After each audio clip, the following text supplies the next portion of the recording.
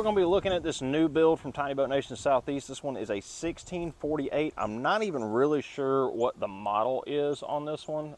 This one came to us in pretty bad shape, but had 150 plus holes that we had to weld up in this one.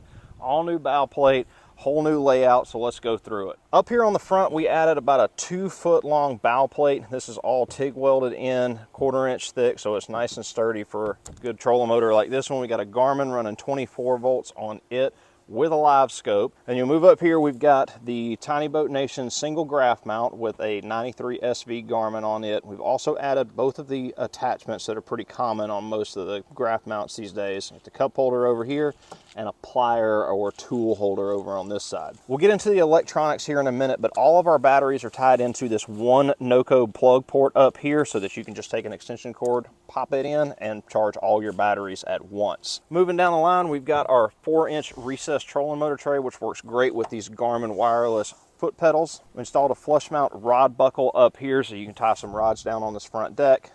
Pedestal mount, and then over here we've got an 8-foot long rod locker. We've got a 10x48 lid here with a full 8-foot long rod locker. We've got HydroTurf down in it. Oh, it's HydroTurf up here, red camo. You can check that out on tbnation.net. We cut all of this to install on this boat. We got white cap locking latches on both of our hatches up here. So this big hatch up here in the front is a 24 by 30 inch hatch. This is one of the bigger sizes, and this is a new layout that a lot of people have been really liking. Rod locker on one side and just one big hatch right in the center of the boat so that you can access everything all the way up to the front. We're running 2 powerhouse batteries on this setup. We've got a 24 volt powerhouse lithium over here for the trolling motor, and then we got a dedicated 16 volt battery that we'll show you a little bit more in depth here in a second. But the 16 volt system is split into 2.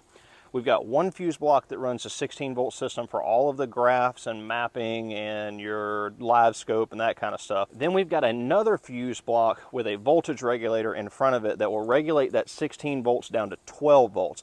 And then that separate 12 volt fuse block will run all the rest of the electronics, bilge pumps, lights, everything else is 12 volts on the boat. So you got a pretty big area up here for tackle storage. You can fit a ton of stuff in here.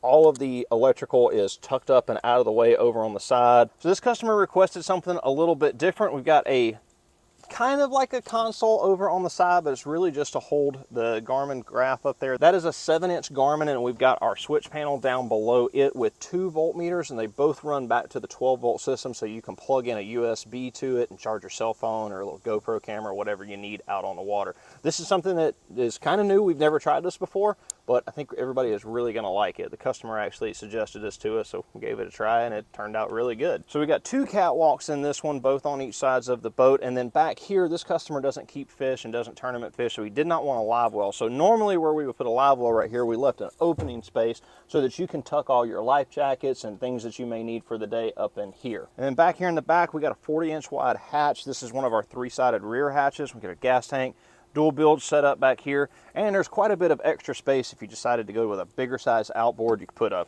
starting battery over there if needed. This tank is one of your standard 6-gallon gas tanks that you could get at Walmart or Bass Pro Shop, anything like that. So this is a pretty good sized tank, and you could actually fit 2 of them in here if you wanted to very easily. Another cool product from tbnation.net that you can check out is this one right here. This is the bilge pump out plate. So instead of having to drill holes through the side of your boat to run your bilge hoses out, you can now just mount this to the top of your transom and run both of your bilge hoses over the top. They make them in single, double, and triple. You can check all those out on the website as well. Customer got a great deal on this used 15-horse Johnson. It's a little bit older, but is in really good shape. It's hard to beat a good 2-stroke on the back of a Jon boat. So we've done a lot of 1648s in the past, but I'm anxious to get this one in the water and see how it performs.